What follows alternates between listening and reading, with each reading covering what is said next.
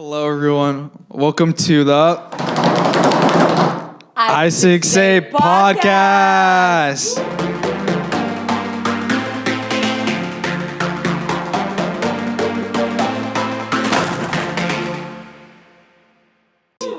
Yes. Podcast. Hello. All right. First things first, we have some guests on the podcast. Can you introduce yourselves? Hello, my name is Tanya, and I am a vocalist at i68 worship team. And Also, you're the kids' church worship leader. yes, and that too. Tim, introduce yourself. Hi, my name's Tim. I'm the drummer for the youth, and I play on Sundays. That's where I spend most of my time at church, but I do other things too. It's cool. Okay, so today I brought on two people from the worship team to talk about what specifically is worship, right? I kind of wanted to first define worship, but before I do that, I want you guys to, how do you guys define worship for yourself? Like, what do you think of worship? I think worship is a way of expressing your love and your adoration to God. I guess for me, it's a physical expression. Is it only physical, though? I think it shows like in different actions. It comes from the inside, of course. I think it starts inside your love for God and your adoration, and then it has to come out. It cannot be contained inside, so it has to come out in one way or another. That makes sense, yeah. The way that I really see worship is just like what in your life. I'm going to really give a really quick backstory kind of before I go into what I think or what is worship in me. So basically you have things in your life that take priority, things that you elevate to the level that are above yourself and above anything else. And those are the things that you worship. So if you value yourself to a point where all you do is think about yourself, you might just go and chase a career. You want to seem cool in front of others, so you idolize others. You worship those things. And so when we say that we worship God, it's because we put God at a point in our lives where we can read His Word or we can worship Him, and we put Him above those things. We put Him above jobs, our friends. And that is what really worship is that we put Him to a thing we put Him to a place that is above everything else, and we act accordingly to that.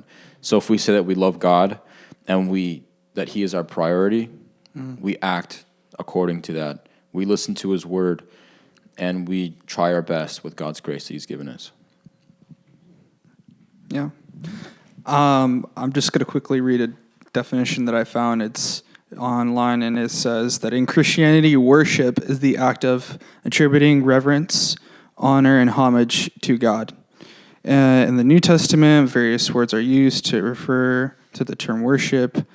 I don't know how to pronounce it, but it means to worship, or to give worthy to God, or to show God that He is worthy. That's a better way of putting it.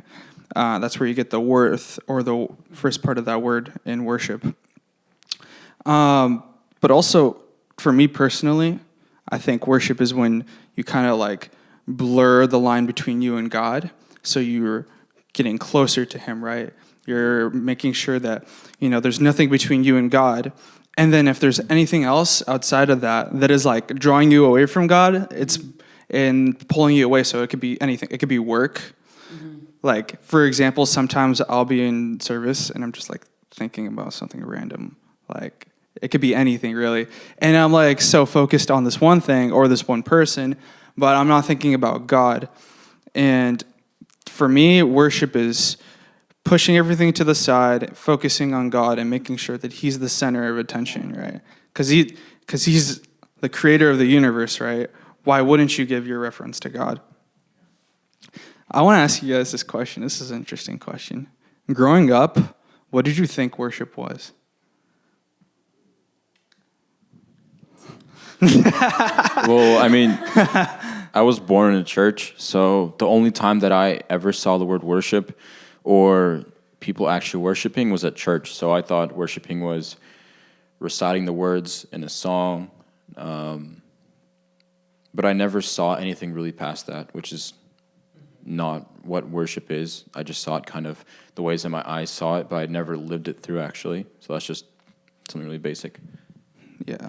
I think it's kind of the same for me. It's just singing and being on stage or playing an instrument. So anything musical, anything song, that's worship. That was worship for me. Yeah.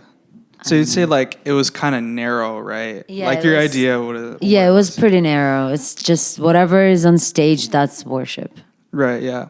I think as I've gotten older, because I honestly my experience is like the kind of the same like your guys' where you grow up in the church and you're born into it. You're never really given an explanation at a young age because no one really thinks to And I you. feel like sometimes we even like try to bring young kids into like a worship team, like, Yeah. oh, this is like the next step. Like you growing up, you become kind of part of worship, and that's a way for everyone to kind of express Yeah. their worship. And you know what else I notice is like kids, they usually go off of the group, kind of what the group is doing. Sometimes yeah. that happens a lot, and that's expected. If you don't understand it, you kind of just look around and that's kind of what it feels like almost. But as you get older, your idea of worship starts to broaden, and then you get a better. Worship can be almost anything. I think worship can be like writing poems. Like for example, we have the Psalms, right? Where he's writing the Psalms in reverence to God. He's giving reverence to God, and he's calling to God. And then there's other examples in the Bible where maybe David is like getting super excited and he's like dancing. So there's like different expressions of worship, right? And worship could be, it could even be rap. for some people in our church, But I feel like it's still kind of narrow. It's kind of like artistic ways is the only way of worshiping. And I feel like there's a lot of other things that we do. And it says in the Bible, like anything that you do it for God. Yeah. And I think that if you're doing something good, it has to be for God. And that way it becomes worship exactly to God. Even there's like this verse you're kind of talking about it, but it's like whatever you do it for the glory of God kind of thing. And it's like, oh well, if I work hard and I work to glorify God, that could be like an act of worship, right? I think that's kind of where that comes from. Also, I just want to ask you guys, like, what does it look like when you engage in worship for you guys? No, you go the first. Okay. That way. So, engaging in worship, I spend a lot of time where I do find myself worshiping at church. I'm going to talk about the two different ways that I engage in worship. The first way is at church that I engage in worship. A lot of times I'm on stage. I'm playing drums now, and a lot of times when you're on stage and you're playing. Mm-hmm. I'm going to be up front with people who might be thinking about going up on stage. Your front thing is you don't really have as many thoughts, or you don't have as many kind of words towards God as you would if you were on the crowd, and you can just have a full-on conversation with God. Yeah. You're worried about staying on time. You're worried about what's going on around you in the worship team, staying in. But then there's also something that you don't get while you're out in the I guess you can say in the crowd or in the congregation. There's something about, when I'm playing a song and I'm building up a song and it's like, Lord, I'm giving you the glory for this. Mm-hmm. And it gives me just the chills, like right now thinking about it, those times where God just touches you kind of in a place. I have a little drum box, but it's like God's there and he's touching you and he humbles you there. And it's just like, it's a really different experience where you're still worshiping God. The second way that I guess you can say that I experience or worship, or what was the question? Can you? Yeah, like how do you like when you engage in worship? Yeah, engage in worship. Another way that I engage in worship, I know it might be off, is just following the commands in the Bible. I don't know how you're supposed to say it, but when you're at home, try and listen to your parents. It can be hard, Yeah. I don't know. I grew up with a lot of guys here, and they've seen the way that I treat my parents, and I see the way that my friends, how they treat their parents. And one of the biggest things, I guess you can say right now, my biggest burden and one of the biggest things that I'm obligated to right now is listening to my parents and being there. Even though right now I'm not at home a lot right now, but one of my bigger responsibilities when I'm at home is to respect my parents and to be there. And I know that when I do those things, there's such fulfillment in Christ. I know it's an act of worship towards God. So my second one would be just obeying kind of God. Well, the first one was experience, second one was kind of practical. The way I guess worship is on stage and off the stage is kind of different for sure. But I guess you kind of learn to, for drummers, it probably is different. But for singers, you actually get to kind of fully express your feelings. And sometimes even it happens that just Holy Spirit just kind of leads you in the song and gives you even words to sing. And you kind of just, everything else kind of disappears and it's just you. And it's a big thing to not be disconnected from the crowd. It's very important, but sometimes it's just so difficult to kind of be engaged with everybody and you're in your own place just giving praise to God. And there's a lot of like emotions in worship on stage and off the stage. And the second, I guess, at home, it's very important to show love to family because those are the closest people. Those are kind of the people that you're supposed to bring to God.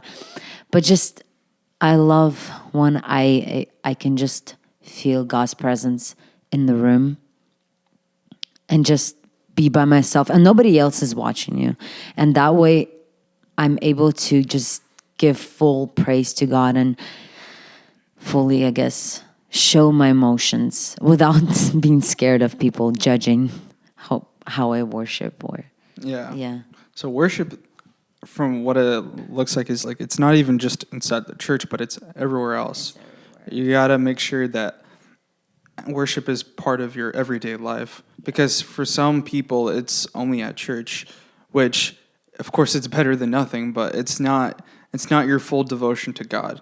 Like I don't see someone lifting their hands up in a church service, in a worship service, as their complete and total reverence to God, because it's just an outward expression, but inwardly there's not a lot there. There's not a lot of fruit, and that's maybe in some churches, like people, they go and they're just like, oh, okay, this is what worship is, and this is everything that worship encompasses. But in reality, there's so much more to that. And I want to ask you guys, kind of, what's it called? I wanted to ask you guys a time in worship where you felt either disconnected, uncomfortable, or weird, like a negative experience almost.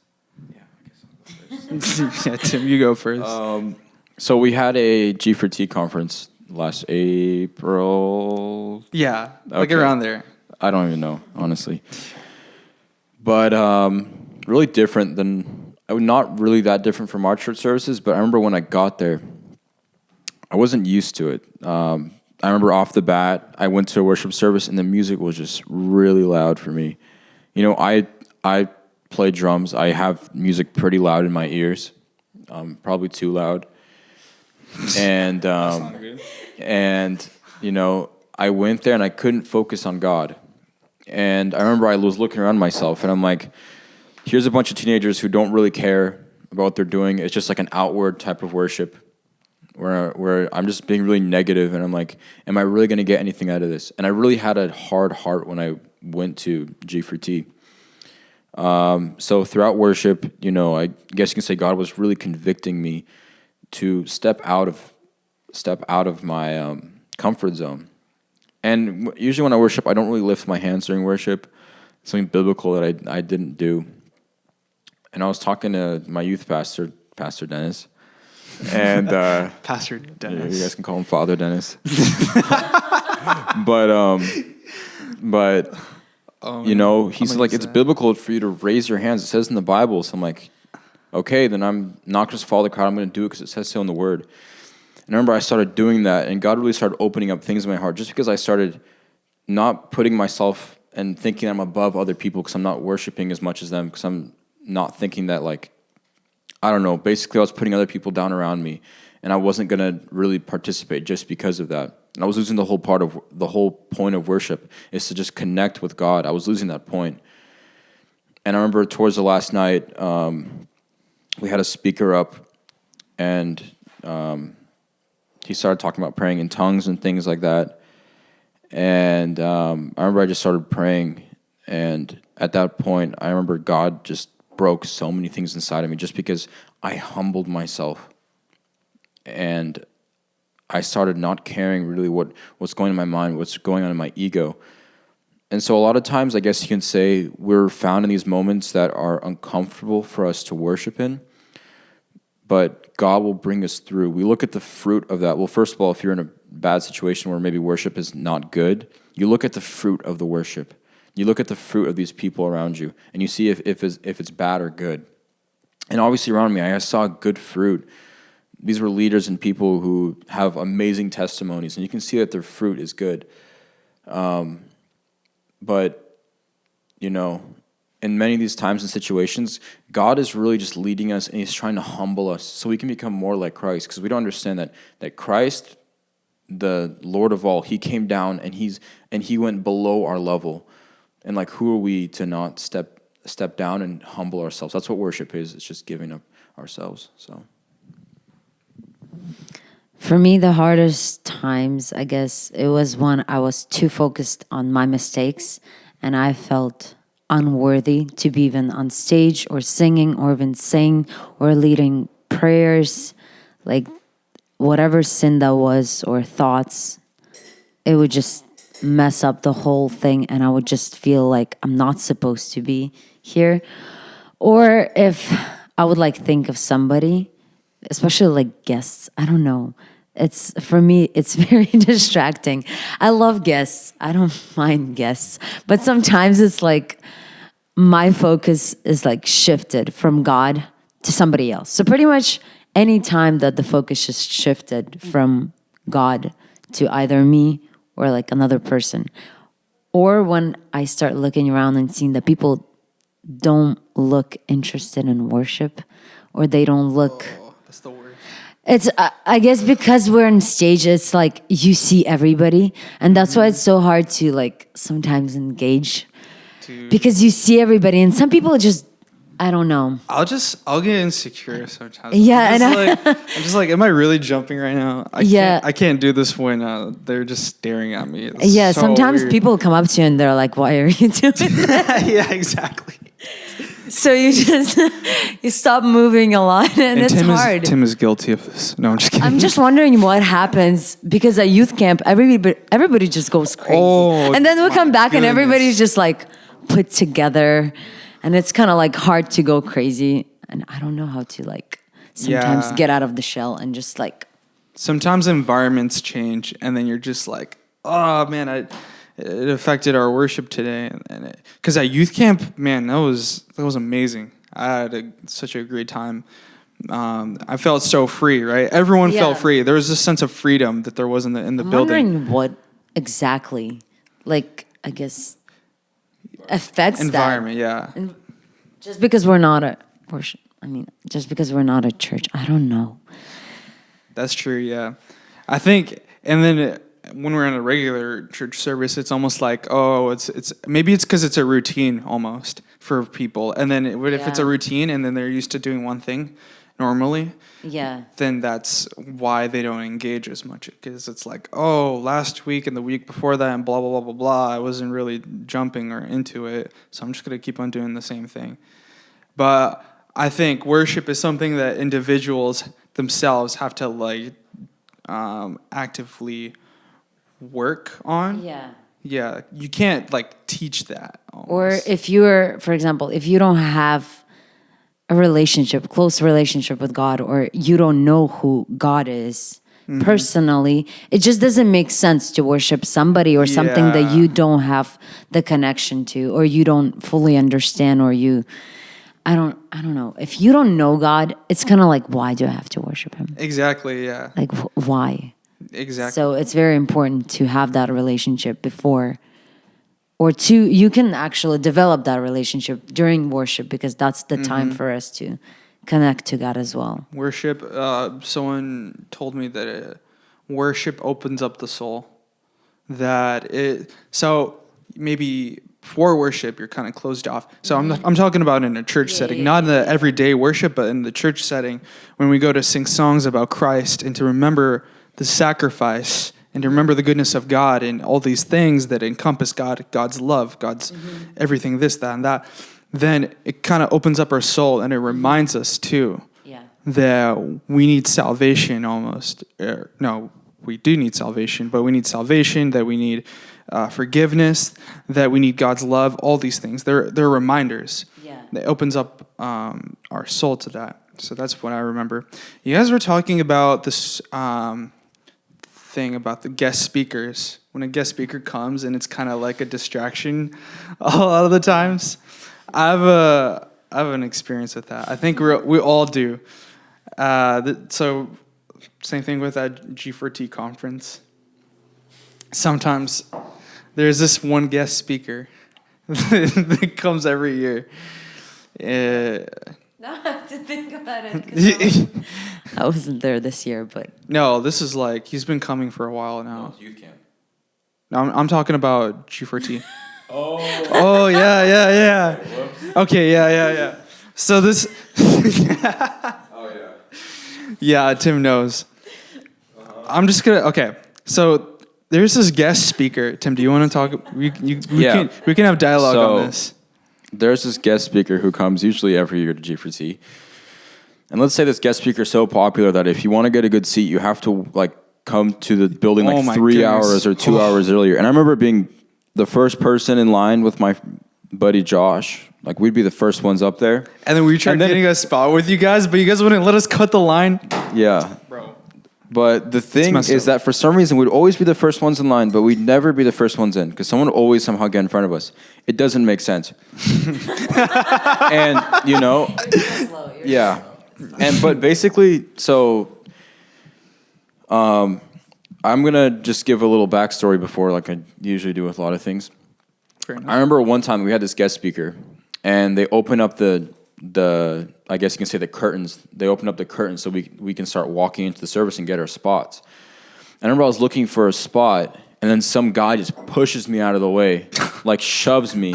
I don't know, probably some big guy. I was pretty chunky back then, so like and I'm realizing like people literally just are coming here just for this person.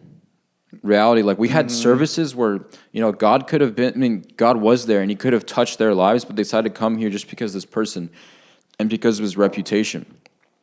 And I guess you can say that a lot of times that there's this special speaker with a big name. He has a reputation for healing people, for, you know, maybe he has a reputation for just like sounding really good on stage. But then people really just lose the meaning of like just being there and receiving. They elevate him to such a point to where maybe if that preacher fails one day, they're also going to fall one day. We had that whole thing with, you know, Ravi Zacharias. I know that's a really, you know, that's a far thing that I don't think happens to a lot of people, but a lot of people stumbled after that. Like, yeah. And then people like, and when pastors churn from their faith, it hits a lot of people because those people were like kind of like a refuge and a home for people.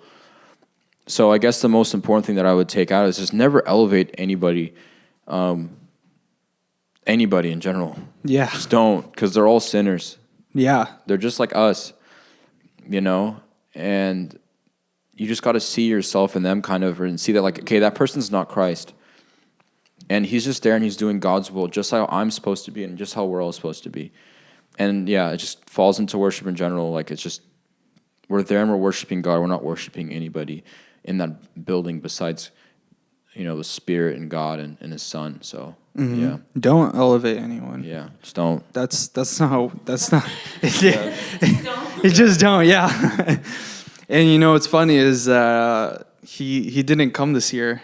Yeah. That speaker, and